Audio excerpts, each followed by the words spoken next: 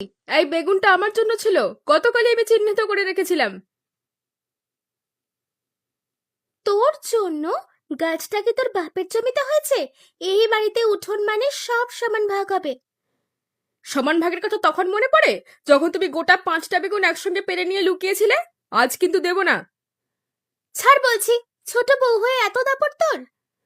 বড় বউ হলে কি রাস্তা দখল করে বসে থাকতে হয়? ছাড়া বলছি।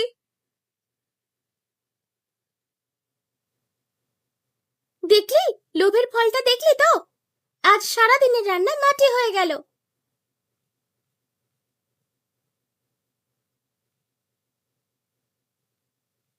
সকালের ঝগড়া হয়েছে, শ্যামল কাকু বলল। বাড়ির ভেতরে এত রাগ ভালো দেখায় না বোন।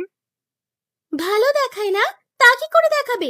ওই ছোট বউটি তো দিব্যি কলা ফলিয়ে বেড়াচ্ছে, আমাকে দেখলেই সবকিছুতে ভাগ চায়। ভাগ তো চাইবেই। এ বাড়িতে দুজনেই তো বউ। স্বামী যদি দুজনের হয়, সম্পত্তি কেন একার হবে? সম্পত্তি? গাছটা আমার। আমি প্রথম এই বাড়িতে এসেছিলাম, আমি চারা পুঁতেছিলাম। মালতীও তো এ বাড়ির মেয়ে হয়ে গেছে এখন। 10 বছর পার হয়ে গেছে। তুমি যদি সারা জীবন আগের কথা ধরে রাখো, তাহলে সংসার চলবে কি করে? আরে রামপ্রসাদ দাদা শহরে থাকেন, তার উপরেই সব ভার। তোমরা দুজনেই যদি তুই বুঝবি না রে। তুই মাঝে পড়ে সাধু সাজছিস। আসল কথা হলো ও আমাকে সম্মান দেয় না। ওই একটি মাত্র গাছ, সেটাও যদি নিয়ে নেয় তাহলে আমার থাকবেটা কি? গাছটা যদি সমস্যা হয়, তাহলে ভাগ করে নেওয়ার একটা উপায় খোঁজো। গাছটা শুকিয়ে গেলেই কি শান্তি পাবে ভাবো?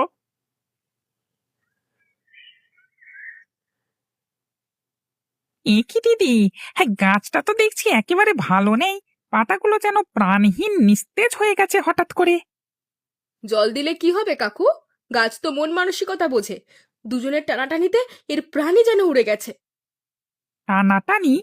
সব সকালবেলা আমি দেখেছি, কিন্তু তাই বলে গাছ তো শুকাবে না। দুজনের দিক থেকে তোমরা দুরকম ভাবে গাছটাকে অত্যাচার করছো, সেজন্য এরকম হচ্ছে। তাই নাকি? তাহলে বলো তো কি করা উচিত? গাছটা কি আমার দখলে নেওয়া উচিত, নাকি ওই বড় বৌমার? আমি মুচি দিদি, জুতো মেরামত করতে পারি, মানুষের মন মেরামত করতে তো পারি না। কিন্তু গাছটা যদি মরে যায়, তবে কারই বা দখল থাকবে? শুকনো কাঠের জন্য কি আর এত লড়াই করা মানাবে তখন? জল দাও নিয়ম করে, বাকিটা বাকিটা সময়ের হাতে ছেড়ে দাও।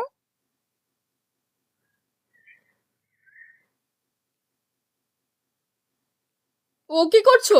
গাছটায় দা দিচ্ছ? নিজের হাতে শেষ করবে নাকি একেবারে? যে মরতে বসেছে তাকে বাঁচিয়ে রাখার কি আছে? শুকনো ডাল